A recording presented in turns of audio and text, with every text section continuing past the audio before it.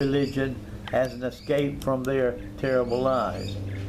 They pray for a better existence in the afterlife and dwell upon the idea to escape everyday reality. They continue to hand over their few coins when the church basket comes around, even though they know in their practical minds that no one has ever shown them how they will ever actually enter that afterlife. Sadly, religious leaders are well aware of this paradox in human behavior, where hope wins out over reason, and they welcome it as another tool to keep their flock in line so they can continue their free ride and an easy life for themselves, rather than working to help improve the lives of everyone. They just say a few soothing words and play some inspiring music while they pass around the collection basket to generation after generation of suffering people who come to hear them. Like George Carlin said, God must be a poor manager of money. Many ideas and beliefs about religion invented by man have imprisoned the minds of many people here on earth and have also been responsible for human suffering and death. Have you heard about all those young virgins who were sacrificed to the sun or some other god? How about all those poor souls who were burned at the stake by religious fanatics, or those who had their hearts ripped out while they were still beating just to appease some god? Also, remember that many people were put to death over the centuries by religious organizations that still exist today, simply because the religious beliefs of the condemned were different from their own.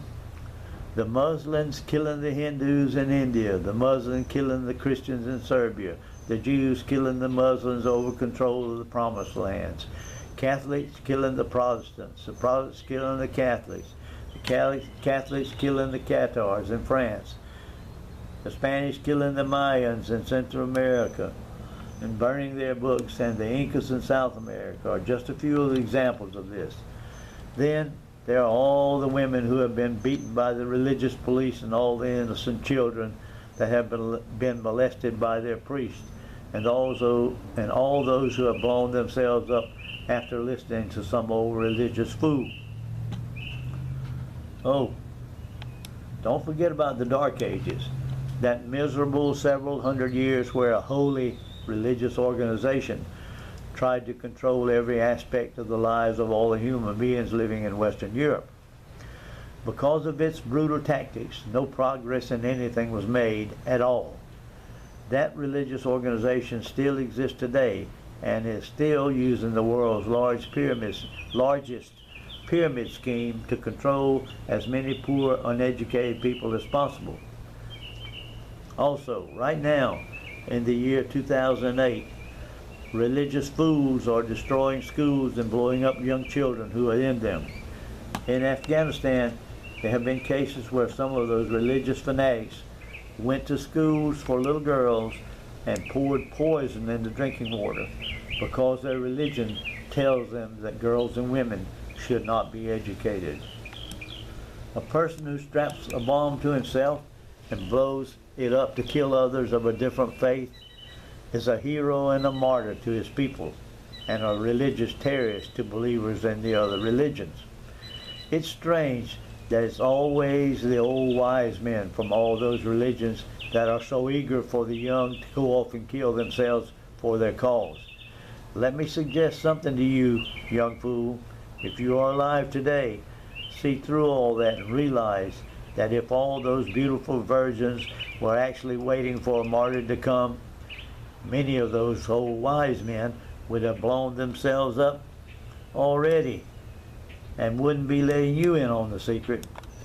You should also keep in mind that just because a religious leader walks around with his hands clasped in front of him, mumbling to himself, does not mean that he actually knows anything at all about what may or may not happen to your soul after you take your last breath. He may just be trying to comfort his big belly. There have been many religions practiced by various human races and cultures down through time. You may have come to realize that some of those religious beliefs of the past, like the worship of gods who were supposed to live up on the high mountain, or another god who actually created the sound of thunder, to those gods who demanded human sacrifice, or even the belief that the sun was actually God, they are all dismissed today as simple ideas of simple people. Today, your religious leader will tell you that he has the last word, and God, as he presents him or she to you, is the real one. Suppose he is wrong. Suppose you are wasting your life just as all those earlier people did. Is there a chance that people of the future will be told the same thing about what you believe in today? That it was just simple ideas of simple people? Doesn't it all mean that every human being, including you, has to find the direction your inner feelings tell you to go and not be blindly led down another person's path in life? Because when death comes, it won't be a group thing. There will be no path for you to follow, and you will make your journey alone. Maybe you should realize that you were born here on earth to live a life here on earth, because that is reality.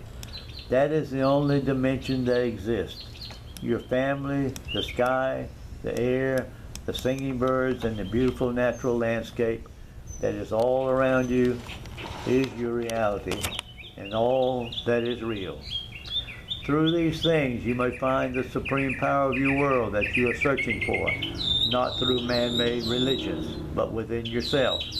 Maybe you should live your life in the here and now, and maybe you should base it first on real facts, not faith in what someone else is telling you, while at the same time you are preparing yourself for whatever you envision after your mortal days are naturally done.